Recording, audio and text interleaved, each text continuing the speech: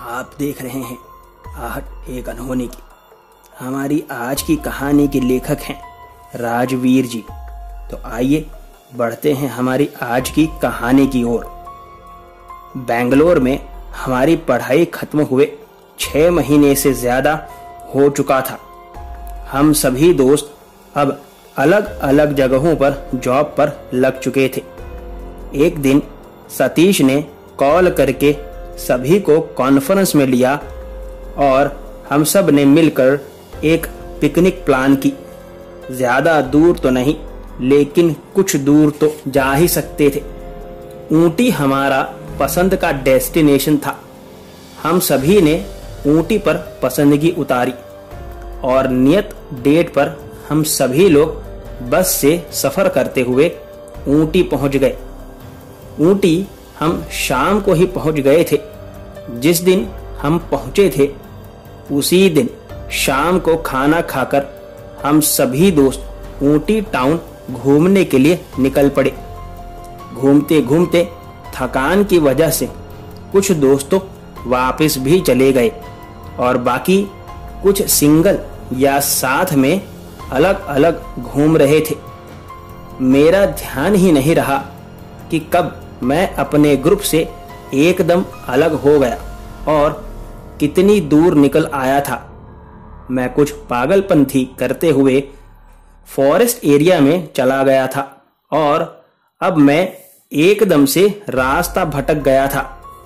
मुझे बिल्कुल भी पता नहीं चल रहा था कि अब मैं क्या करूं। उसी वक्त तेज मूसलाधार बारिश शुरू हो गई और बारिश रुकने का नाम ही नहीं ले रही थी।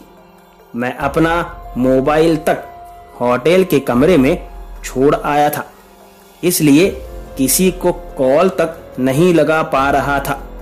बारिश की वजह से ठंड अब बहुत ही ज्यादा बढ़ गई थी अचानक से और मेरा शरीर भी कांपने लगा था।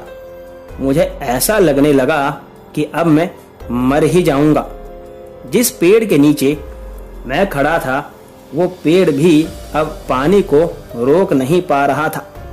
नीचे से मिट्टी भी तेजी से बह रही थी पानी में।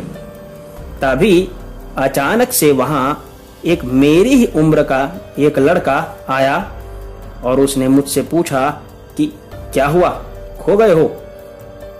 उसे देखकर एक बार तो मैं डर ही गया अचानक से और दूसरे ही पल मैंने कहा कि हाँ, मैं यहाँ फंस गया हूँ और मुझे अपनी होटल का रास्ता भी नहीं याद आ रहा है।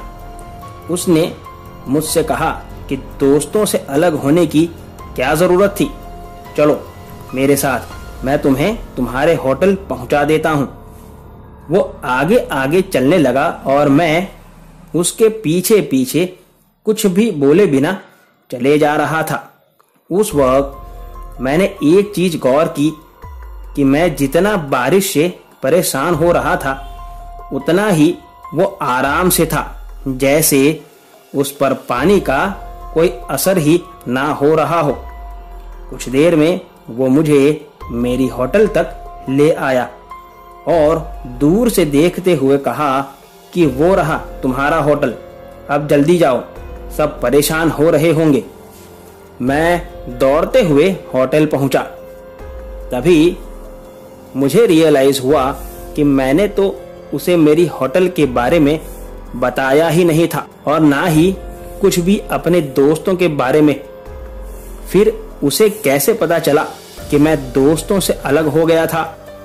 मैंने सारी बात होटल के स्टाफ को जब बताई तो उन्होंने मुझे एक लड़के की तस्वीर दिखाई जो दीवार पर टंगी थी।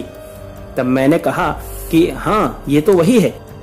तब उसने कहा कि ये हमारे छोटे मालिक थे जो एक हादसे में मारे गए थे।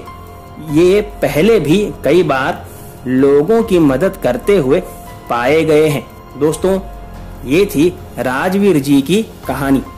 अगर आपके पास भी ऐसी कहानी है तो मेरे साथ मेरे ईमेल पर ज़रूर शेयर करें, जिसका लिंक डिस्क्रिप्शन बॉक्स में दिया है।